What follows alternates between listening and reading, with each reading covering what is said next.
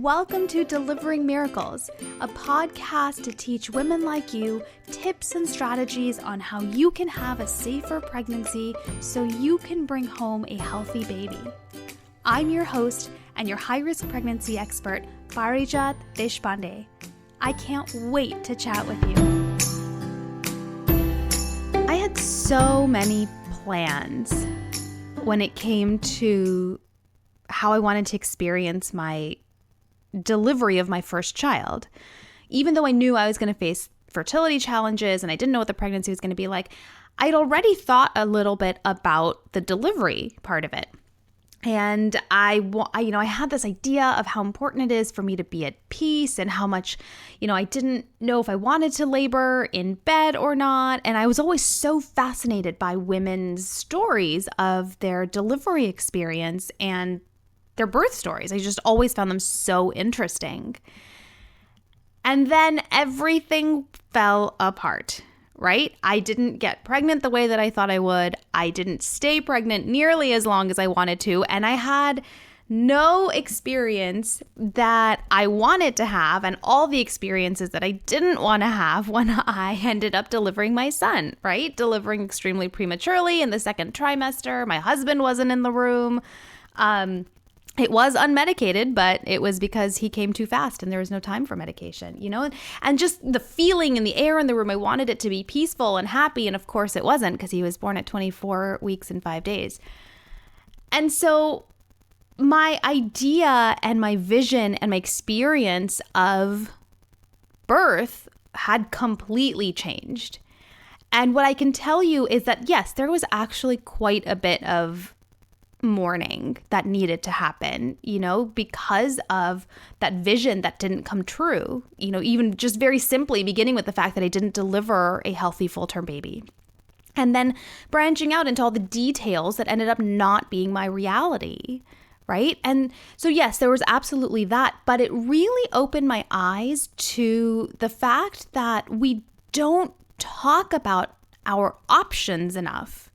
And so way too many moms end up going through their pregnancy, preparing for their delivery, and not really knowing what all their options are, especially when you're high risk, because your focus is so much on staying pregnant that you don't even want to think about delivery, because you obviously want to stay pregnant as long as possible. And then before you know it, you're at a point where you're having to deliver and you're not able to make conscious decisions about it. And I hate that for you. Because especially if you're going through a high-risk pregnancy, you need to know what your options are so you can make these choices, so you can make conscious decisions on how you want to deliver your baby. And so that is what I want to chat with you about today, is about your options, about what these options are, how to make these choices so you aren't left in a situation where it feels like things are happening to you when you're at your most vulnerable time in your life, right? So let's start with the definition or the distinction between a home birth and a hospital birth. Now, I don't want you to discount any of these options yet just because you think they're not options for you. They may actually be available as options for you. So that's how we're going through this, right? So home birth versus hospital birth, okay? So a home birth, you probably are hearing about it all the time. In a lot of other countries outside of the United States, many, many, many women deliver at home. And it's becoming more and more common in the United States as well.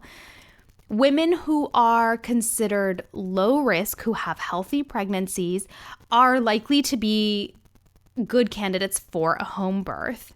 And what does that low risk mean? Well, somebody who is, if you're pregnant with one baby, that's usually a sign. There are some women who've delivered twins at home, but twins automatically makes you high risk. So when you're talking to your doctor, if you're carrying multiples, they're likely going to say absolutely not. Okay, but so I'm just letting you know that that's there. Baby has to be head down. You've got to be at term. You have no medical conditions like heart disease or a blood clotting disorder, diabetes or gestational diabetes, preeclampsia, bleeding, any medical complications during your pregnancy. That includes obviously things like placenta previa, or preterm contractions or preeclampsia, things like that. Okay. And you want to, if that's you, and it sounds like that's something that's interesting to you, and you're only high risk because of, say, age, for example, this may be an option for you. So this is something that you want to consider. Okay. And I'm going to go over the pros and cons of them in a second. I just want to make sure we're on the same page about what we mean by a home birth versus a hospital birth. So home birth literally is just you delivering at home. And that can be really anywhere in your house that you are comfortable. You've just got to put in the work to kind of sanitize it and make a space for it, but you can do it. A hospital birth obviously is one where you deliver in the hospital, or it could be a birthing center.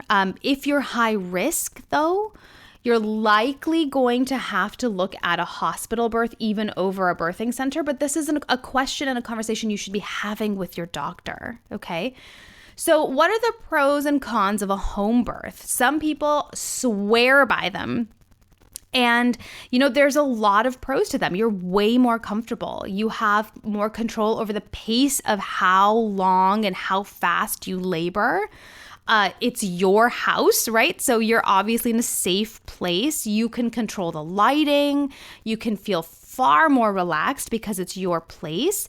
It's more intimate because it's really just you and your partner and whoever else you want to bring into the room, maybe other children or your mother and your doctor or midwife. And that's really it. It's not a bunch of people that are running in the room in and out. And you get the option of birthing in whatever position you want, which is something that I know is really important to a lot of women.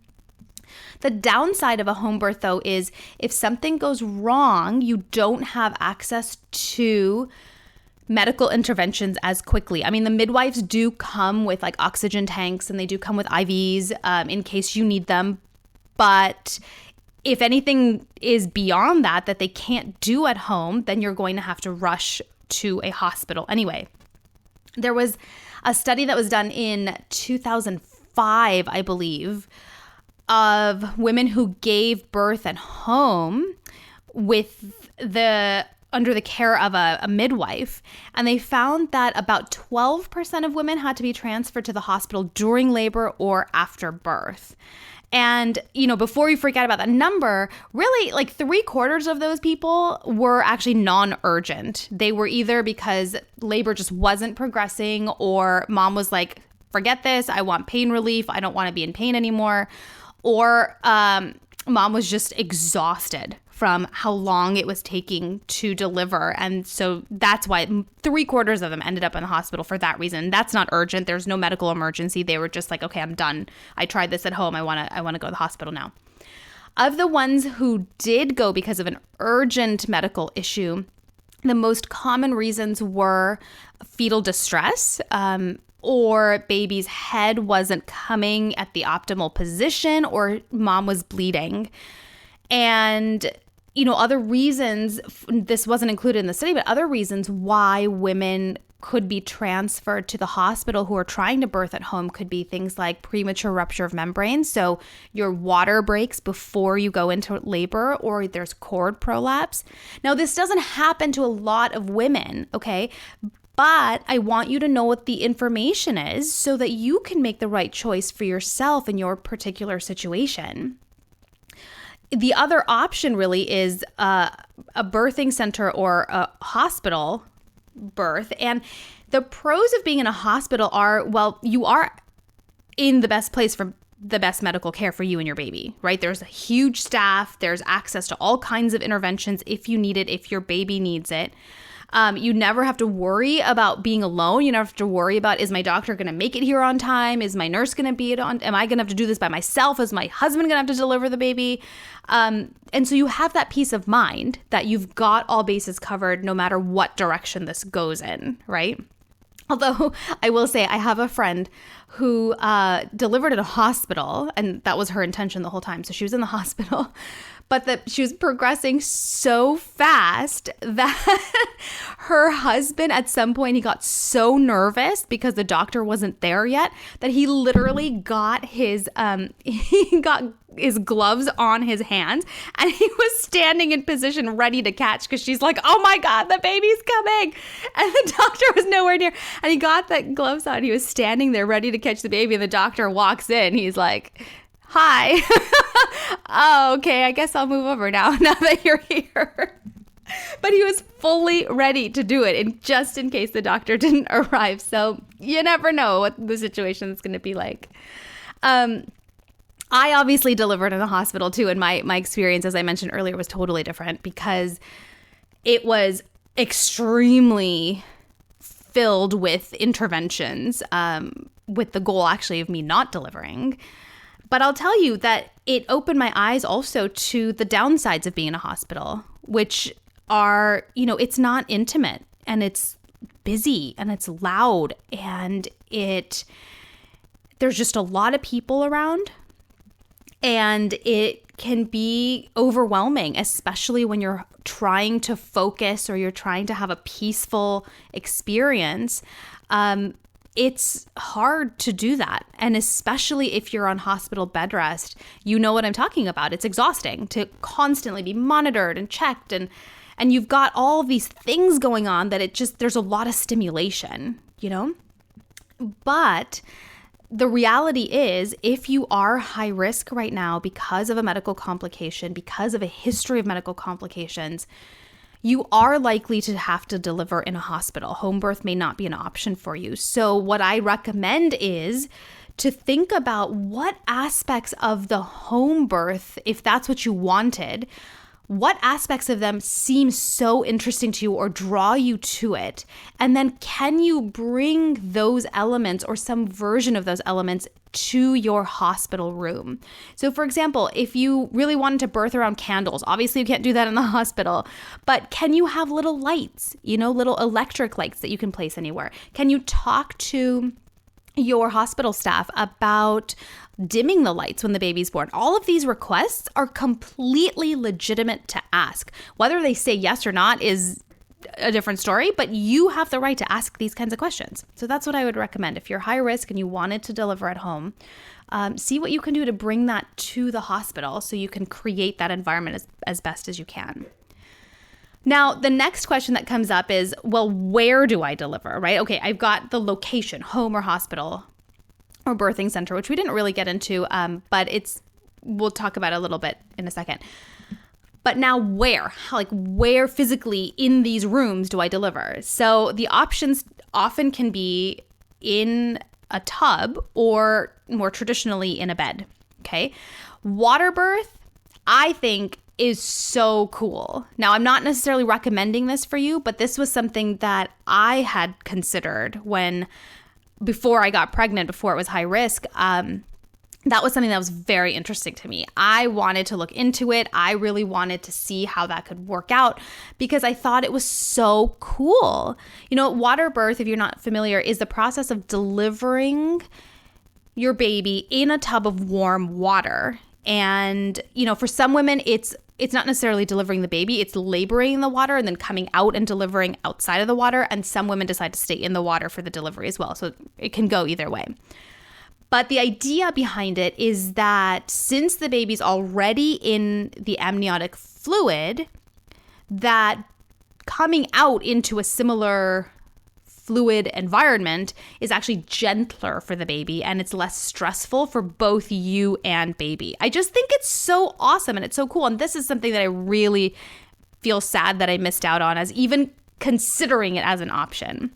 So here's what you need to know about this, okay?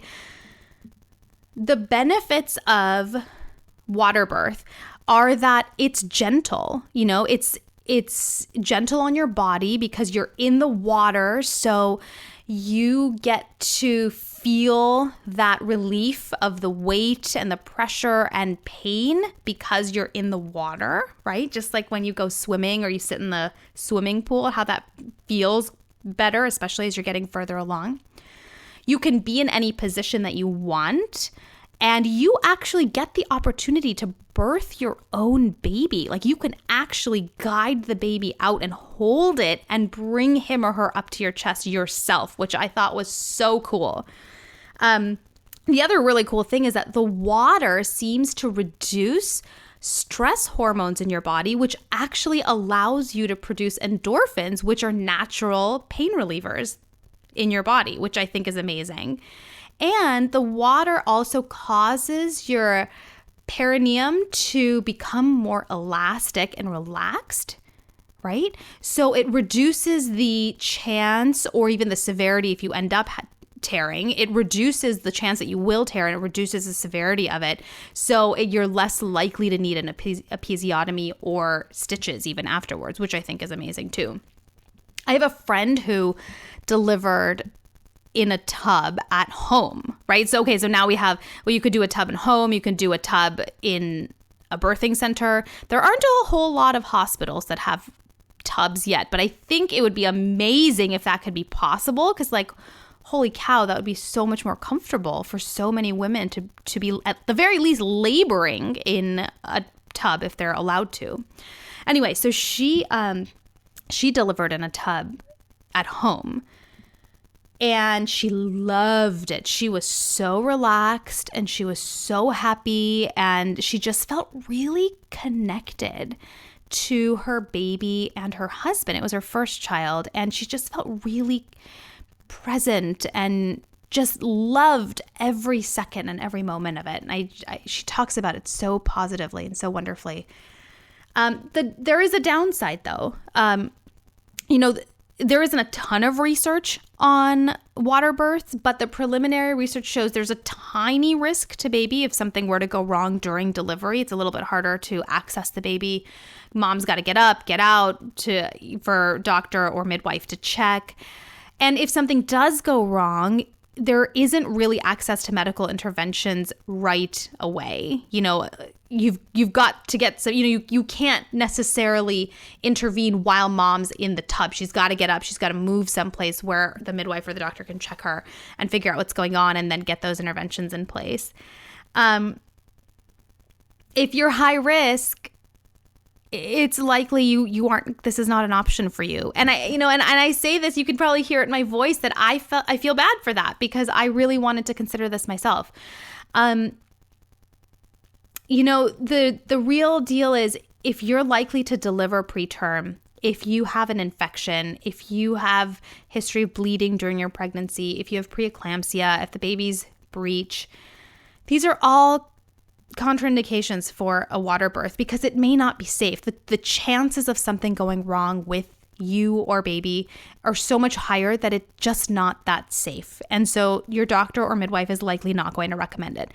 That said, you can still talk to them and ask them, is there an option for you to use a tub at any point during your laboring process? For me, there wasn't, right? The pregnancy was going so in such a way that it was so complicated that it was not an option for me at any point in the pregnancy to sit in a tub.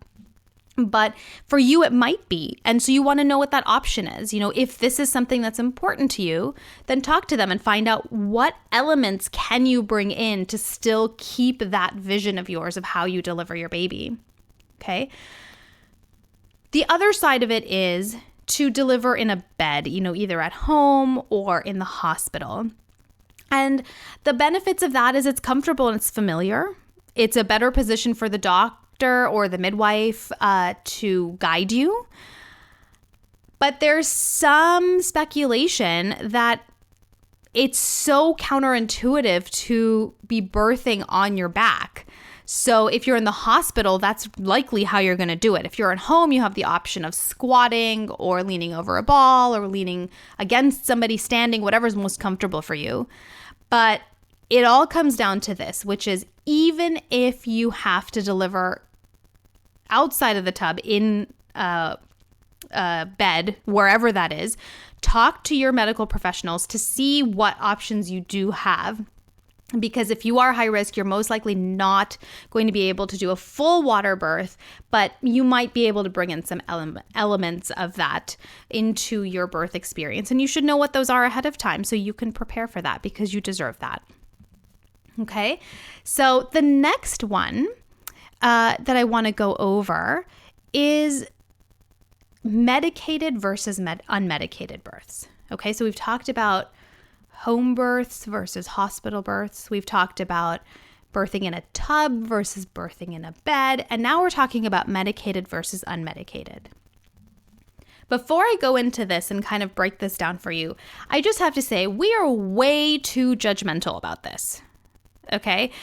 We make it this like badge of honor almost to either have medications during pregnancy or during the delivery or to not be medicated. And we just kind of make it this like competition of, oh, well, I had this and I didn't need that or what. It's crazy. And it has to stop, because at the end of it all, you are growing a human being. That's amazing. That in itself is so incredible, and that needs to be enough. So how you bring this child into this world is 100% your choice, depending on the situation you're in and how your baby's doing, and that is different for everyone. So whatever path you end up choosing, please remember and remind yourself that it says absolutely nothing about you as a mother. You are the best mother. You have done the absolute best that you can, whether you have a medicated delivery or not. Okay? So I just wanted to get that out there first to make sure that we're not coming at this from a judgmental place. And I know that you may not be judging other people, but I want to make sure you're not judging yourself either. Okay? So here's where we are with this. An unmedicated childbirth is basically when you have absolutely no medications at all. So no analgesics, no anesthetics of any kind. And that includes an epidural. That includes IVs, things like that. Okay, unless the IV is just saline to keep you hydrated. And a medicated birth is basically having any or all of those options available to you, okay? So basically, during a medicated birth, there's no one way to do it. You can choose how much of the pain you want blocked from what point on and in what way. So, for example, you can agree to analgesics. Analgesics is like Tylenol, right? Where it blocks the pain, but it doesn't block any sensation. So if you still, if you're, for example, if your head's hurting or let's say your shoulder's hurting, you take Tylenol and the pain stops, but you can still, if you touch your shoulder, you can still feel your shoulder. It's not numb, right? So that's an analgesic. So pain relief during labor and delivery is usually administered through an IV, and you'll probably hear medications like Demerol are the ones that they would consider. So you can choose an analgesic like that where you don't want to completely lose sensation, but you want the pain to be blocked. That's absolutely possible. And like I said, those pain medications are slowly dripped through an IV. Or you can choose an anesthetic, which basically blocks the sensation. So not only are you not feeling pain, but you're not feeling any kind of sensation. So, in the case of the shoulder example, if you were to put an anesthetic in there or for example, get an epidural for your shoulder, if you touched it, it would feel numb. Like if you go and have dental surgery or something, right? You feel numb. You can't feel your face and you have no idea that you're drooling when you're drooling all over yourself because you can't feel it. That's the difference, right? And you have options of which one you want to do. So if you decide you want to do an anesthetic like an epidural, you can actually choose where and how you can relieve that pain. So for example, an epidural is an injection that you receive in your spine, and basically you lose pain and sensation from the waist down.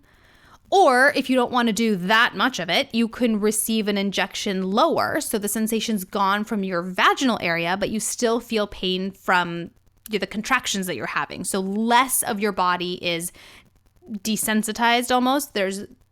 But it's not, and the pain is controlled in less of your body, but you have that option. Okay. Medicated birth also means it's not just pain relief, but it can also mean being given medications to induce labor, such as Pitocin, that encourage contractions. Okay, so medicated is a pretty broad umbrella of medications and interventions that are necessary for delivery and the birth, basically. Okay. There are pros and cons to both ways, though. There is not one way that's better or worse than the other. Okay. I want to be super, super clear about that. So the benefits of a medicated birth is that you can be comfortable, especially if you're worried about pain, if you're worried or if you have a history of pain problems, or if you have any kind of health issues that can flare up during pain.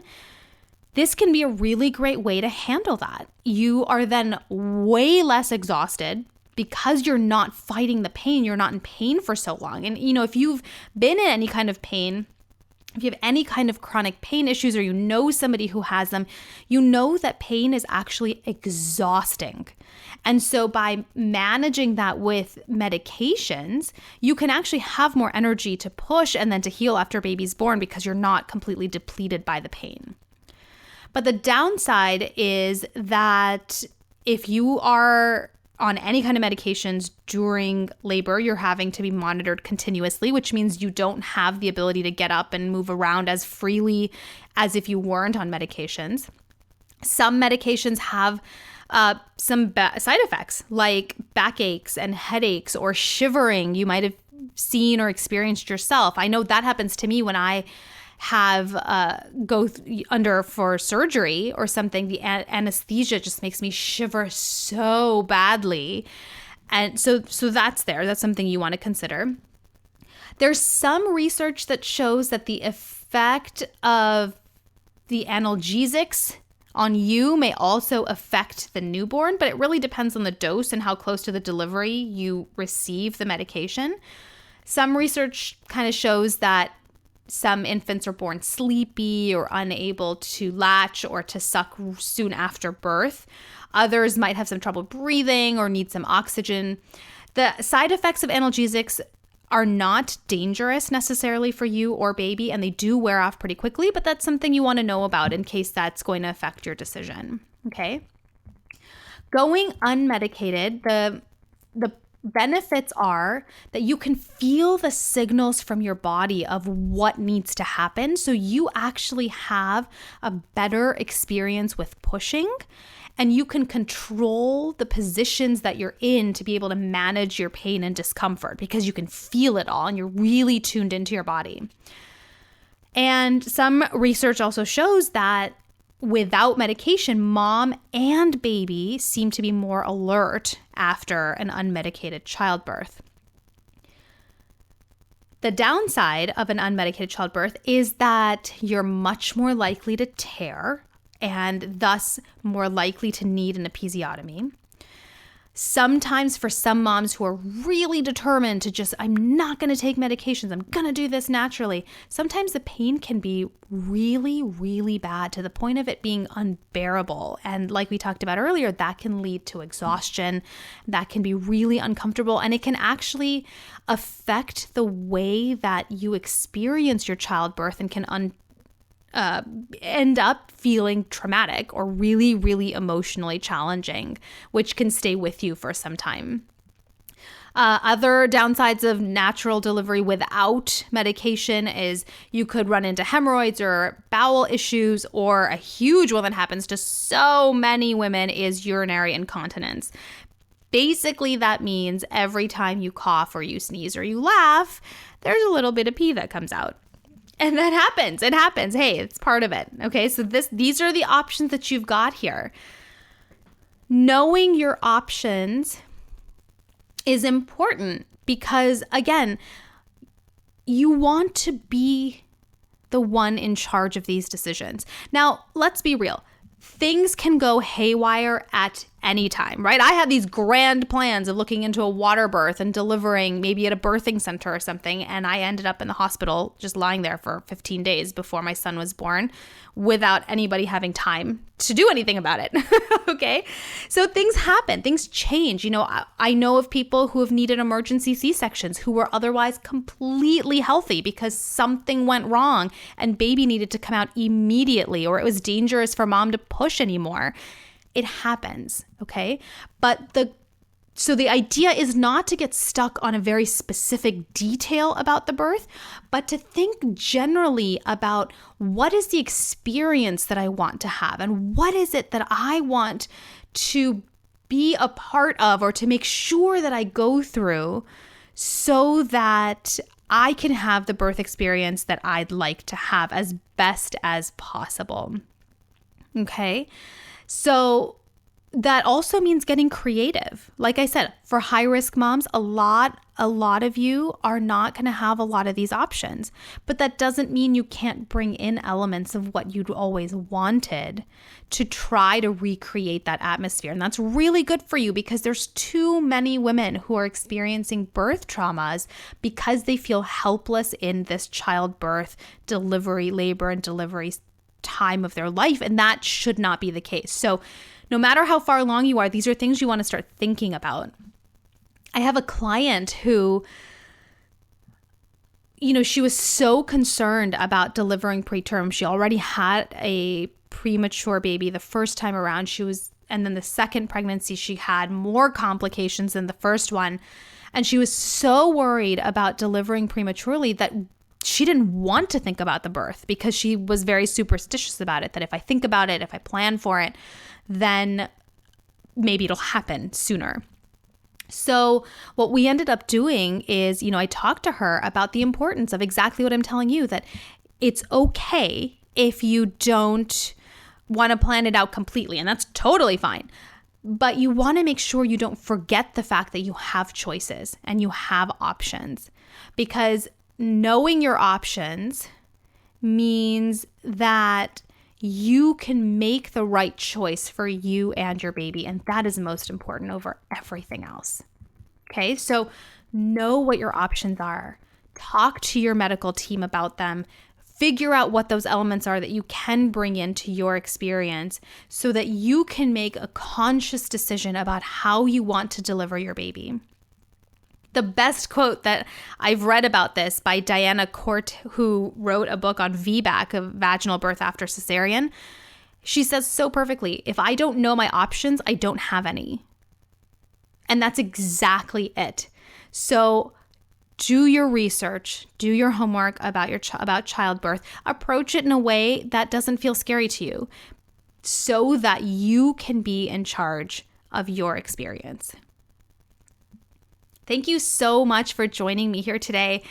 I had a blast chatting with you about this. And if you want to know more about how you specifically can have a more confident pregnancy and birth experience, I'd love for you to schedule a complimentary consultation on my website at parijatdeshpande.com. And I'd love to stay in touch. So follow me on Twitter or Instagram at Parijat Desh. That's PARIJATDESH.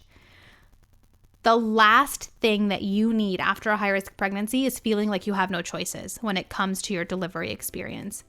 You are the leader of your pregnancy and birth experience. Making informed choices is how you'll maintain that control all the way through. Take it one day, one step at a time. You can